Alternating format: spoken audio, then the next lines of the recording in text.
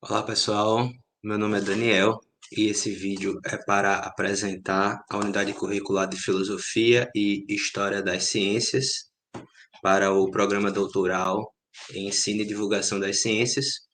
Especificamente, hoje nós vamos tratar sobre a história da química, tratando com um pouco mais de detalhe, de maneira rápida, mas com um pouco mais de detalhe, a história da hipótese de Avogadro, com uma abordagem no aspecto do ensino da química. Antes de tratarmos especificamente da hipótese de Avogadro, achamos que seria importante trazer um contexto histórico prévio da própria hipótese, de modo que John Dalton, ele fazendo estudo com a mistura dos gases, ele retomou a ideia da teoria atômica dos gregos em 1804, atribuindo ao átomo um formato redondo, estilo uma bola de bilhar, e colocando o hidrogênio como sendo o elemento mais leve. O hidrogênio representando a unidade de todos os outros átomos. Essa teoria tinha alguns problemas porque ela não conseguia explicar a composição de vários compostos moleculares, pois ela não conseguia diferenciar átomos e moléculas.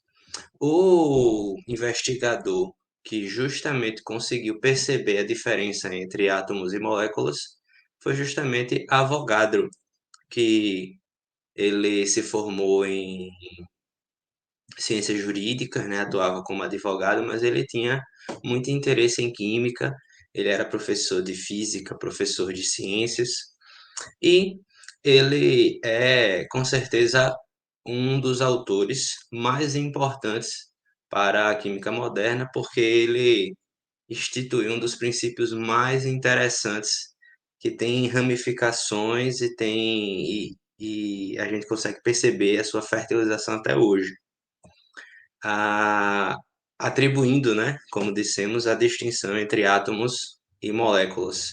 E a sua hipótese, lá em 1811, indicava que o número total de moléculas em qualquer gás é sempre o mesmo para volumes iguais, ou seja, é sempre proporcional ao volume que o gás ocupa.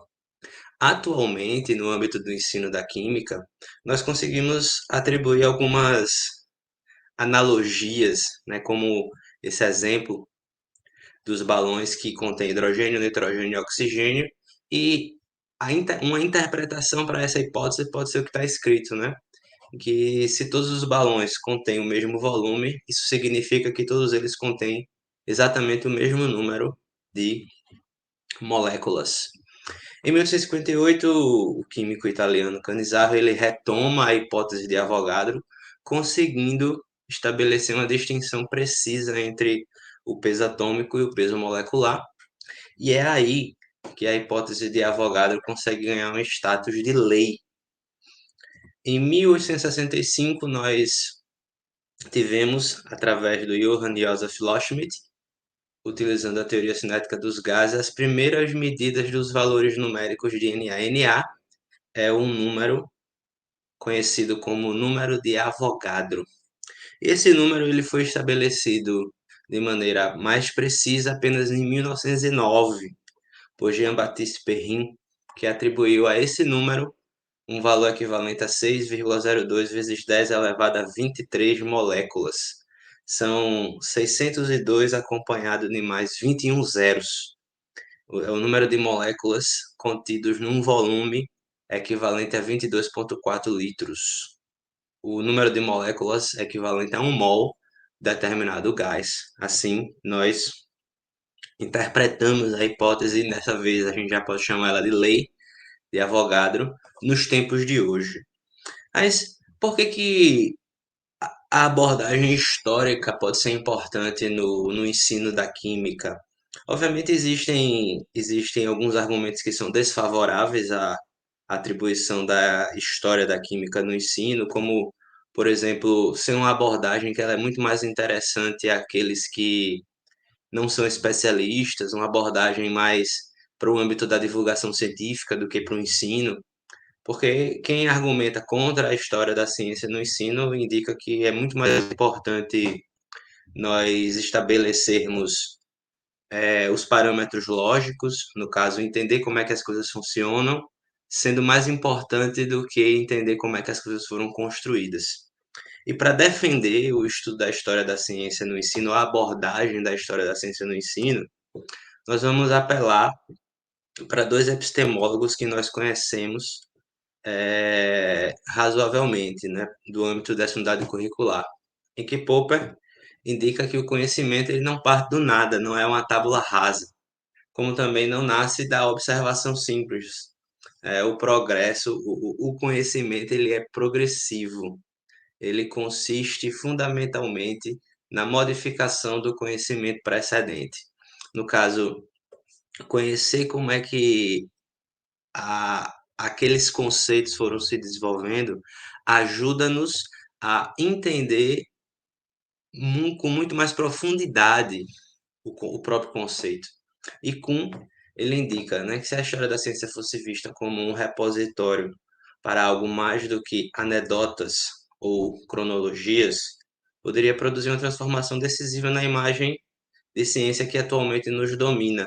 Nós entendemos que o uso da história da ciência ele pode ser extremamente importante, porque quando nós começamos a conhecer melhor a nossa própria história, nós entendemos como foi que os contextos sociais, políticos, econômicos de determinada época influenciaram na nossa formação como humanidade até os dias de hoje. E a história da ciência tem um valor interessante e importante também por conta disso, né? Ela coloca o cientista no patamar que ele deve estar, como sendo um, uma pessoa não dotada de um gênio espetacular, mas enfim, que aquilo ela foi construindo, aquele conhecimento ele foi construído por causa de diversos fatores que não dependeram apenas do cientista. Muitas vezes as nossas abordagens em sala, a gente apresenta muitas vezes os materiais didáticos apresentam o cientista como se fossem pessoas dotadas de uma genialidade que nem todos nós temos, de modo que muitas vezes dá a entender, dá a impressão, passamos a impressão que aquele conhecimento só é permitido para aqueles que detêm essa genialidade. E a ciência, a vida, a humanidade não é assim. Um grande abraço e até mais.